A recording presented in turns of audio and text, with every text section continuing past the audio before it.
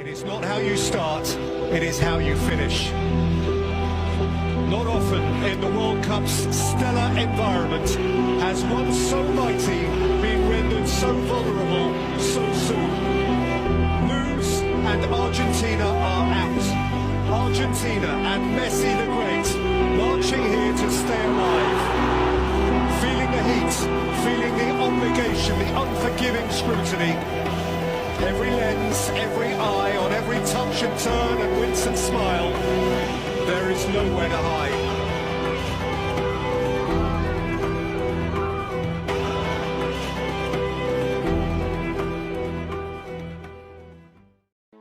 Qui est ton idole parmi les joueurs?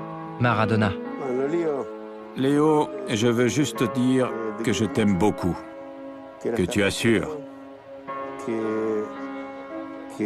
Laisse les autres dire que tu seras le meilleur joueur de tous les temps. On en reparlera quand tu seras en fin de carrière. Pour le moment, fais-toi plaisir. Profite de ta famille. Je t'aime beaucoup, Léo. Vraiment.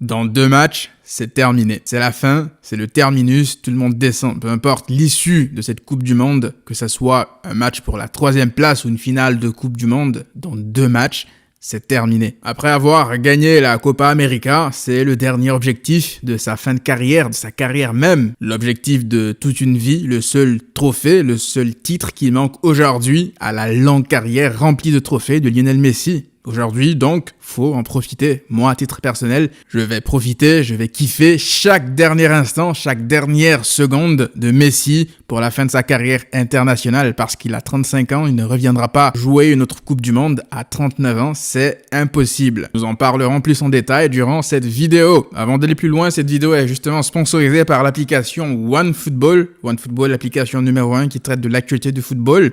Elle est gratuite, elle se trouve sur Android ainsi que dans l'App Store. N'hésitez pas à la télécharger à travers mon lien dans la description afin de ne rien manquer en temps réel de ce qui se passe dans le monde du football. Vous aurez la possibilité dans l'application de rajouter vos équipes préférées et de suivre du coup leurs actualités, encore une fois, en temps réel, vos joueurs préférés également. Et là, pour le coup, il y a la Coupe du Monde. Vous pourrez rajouter vos équipes nationales afin de consulter leurs actualités. Vous pourrez voir les compositions d'équipes, les notes des joueurs, les blessures, parce que justement, là, il y a un article qui parle du sujet dans lequel on va plonger aujourd'hui, l'Argentine, parce que l'Argentine va affronter la Croatie ce mardi. Et l'Argentine de Messi aura fort à faire face à la Croatie parce qu'il y a des joueurs incertains, des joueurs suspendus. Acuna et Montiel sont suspendus, ils ne pourront pas assister au match, ce qui sera un gros handicap pour l'Argentine. De l'autre côté, tu as Di Maria ainsi que Rodrigo de Paul qui sont très incertains. Du coup, ça ne sent pas très bon pour l'Argentine. Vous verrez toutes ces informations-là sur l'application OneFootball. Encore une fois, le lien sera en description. Maintenant, après avoir dit tout ça, vous savez, je sais pas, mais j'ai le feeling, j'ai comme un pressentiment que peu importe les difficultés que l'Argentine va affronter ou a affronté durant cette Coupe du Monde, j'ai l'impression que c'est leur destin d'aller la chercher.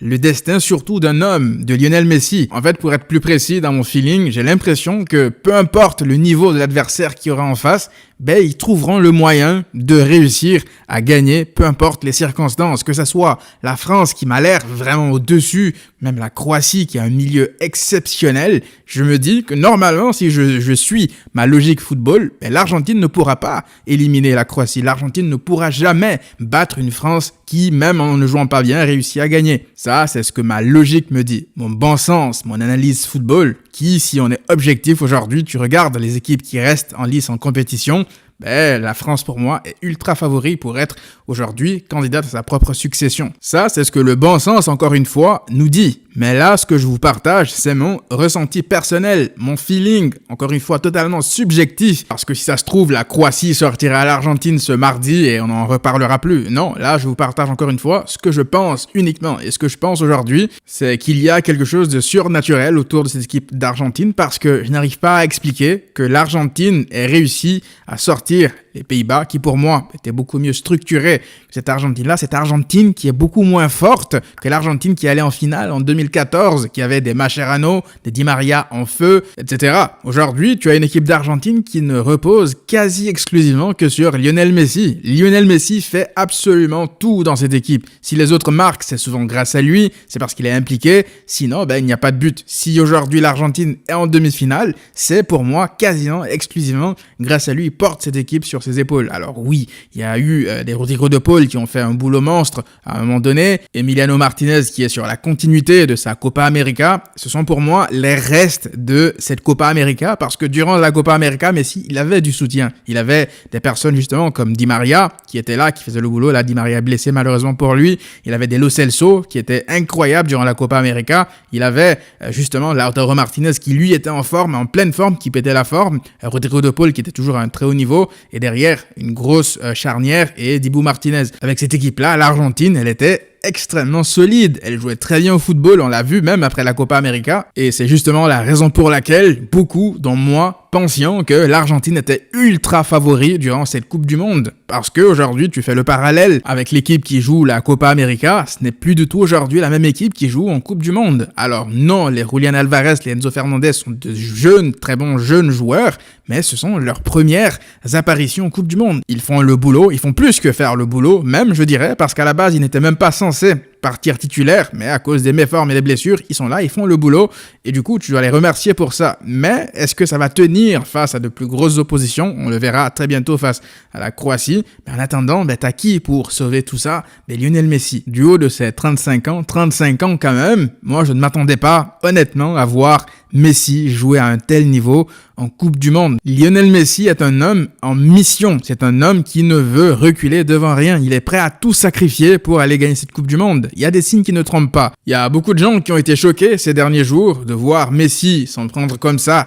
à Van Gaal. Mais en fait, Messi, pour les gens qui ne le savent pas, ça a toujours été un mec qui a eu des coups de sang durant sa carrière. Et quand je parle de coups de sang, c'est pas forcément dans un sens péjoratif, c'est plus dans le sens pour montrer le côté bad boy, entre guillemets, du bonhomme. Parce que, pour ceux qui s'en rappellent, il a déjà eu des altercations avec des coachs sur la ligne de touche. Je me rappelle de son altercation avec Vicente Moreno, pour ceux qui s'en rappellent, c'était en Liga. Vicente Moreno, coach de Mallorca à l'époque, qui expliquera par la suite, bien après les événements, que ce qui s'est passé en gros, c'est que ses joueurs lui en ont voulu de la défaite de son équipe face à Barcelone parce que il aurait énervé Messi sur la ligne de touche. Il n'arrêtait pas, de rouspéter sur les fautes qui ne devraient pas être sifflées sur Messi, au point où Messi était tellement énervé contre lui qu'il a dit à son ami Suarez en rentrant dans les vestiaires à la mi-temps qu'ils vont devoir mettre 7 buts à cette équipe de Mallorca. Bon, à la fin du match, ils n'en auront pris que 5 finalement, mais ça vous montre quelque part le côté vraiment rancunier de Lionel Messi. L'histoire avec Van Gaal, je l'avais expliqué la dernière fois sur Twitter, je pense que vous le savez tous maintenant, c'est aujourd'hui Van Gaal est un coach, on le sait, qui parle franc, qui parle cash et n'a pas hésité à avoir des mots quand même assez durs envers Lionel Messi lorsque Messi était encore à Barcelone, en le pointant du doigt comme un des responsables des problèmes du Barça, en parlant aussi avant le match contre l'Argentine, de manière un peu arrogante on va dire, mais ça c'est un peu propre on va dire au coach néerlandais, en disant que l'Argentine a peur d'eux et qu'il joue à 10 avec Messi lorsqu'il n'a pas le ballon parce qu'il marche beaucoup. Et surtout, l'Argentine a eu des joueurs qui ont eu des problèmes avec Van Gaal par le passé, dont un qui joue actuellement avec Messi, Di Maria, qui a eu de gros problèmes avec Van Gaal. Et surtout, Riquelme, qui est une idole en Argentine, un ami très proche de Lionel Messi, que Messi admire énormément, qui lui aussi avait eu de gros problèmes avec Van Gaal. Van Gaal a cette réputation-là de ne pas aimer les joueurs sud-américains. Et quand tu mets tout ça bout à bout, avec les déclarations récentes de Van Gaal avant d'affronter la même Argentine, forcément que les nerfs sont tendus et qu'il y a des joueurs qui ont des comptes à régler avec Van Gaal, notamment Messi, qui lui n'a pas oublié les déclarations de Van Gaal à son égard. Et je pense que c'est sa manière, après le match en tout cas, de régler son compte et de lui dire en gros ces 4 vérités. Maintenant, il y a beaucoup de gens qui disent que Messi se maradonise, mais Messi a toujours eu ça en lui. C'est juste qu'il ne le montre pas assez parce qu'il laisse souvent passer les choses. C'est pas un mec qui va réagir tout le temps à tout. S'il a l'occasion de le faire, il va réagir et il l'a fait. Moi, ce que je vois là, c'est un Messi qui est prêt à marcher sur toute personne qui se mettra entre lui et son objectif d'aller chercher cette Coupe du Monde. Il est déterminé, il est en mission et c'est pourquoi aujourd'hui j'ai cette sensation, c'est vraiment de manière un peu,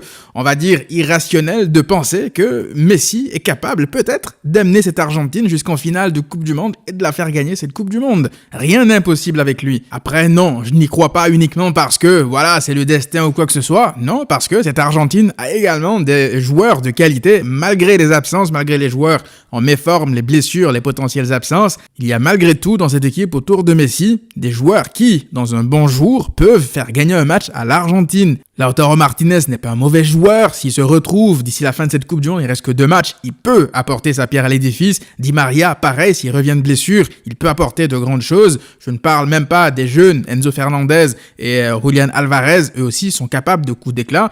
Donc, à gauche, à droite, par-ci, par-là, il y a des joueurs qui peuvent faire pencher la balance au bout d'un moment. Messi est certes pas énormément mieux accompagné qu'en 2014 ou même lors de la Copa América, mais il y a quand même des éléments par-ci, par-là qui peuvent être des facteurs X. On a vu Molina, d'ailleurs, le latéral lors du match contre les Pays-Bas, qui est capable d'être extrêmement offensif, et justement l'absence d'Acuna, pour moi, pourrait être un problème face à la Croatie. En fait, ce que je pense, c'est que si l'Argentine passe la Croatie, ils iront au bout.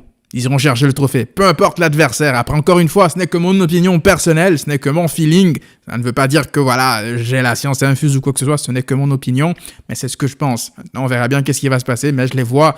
C'est un groupe qui a beaucoup trop faim pour sortir vraiment de manière lamentable, comme c'était le cas face à la France, par exemple, la dernière Coupe du Monde. Mais de toute façon, je pense qu'on sera fixé ce mardi face à la Croatie, que ce soit une victoire, une élimination. Peu importe l'issue, il ne reste plus que 2 matchs pour Lionel Messi.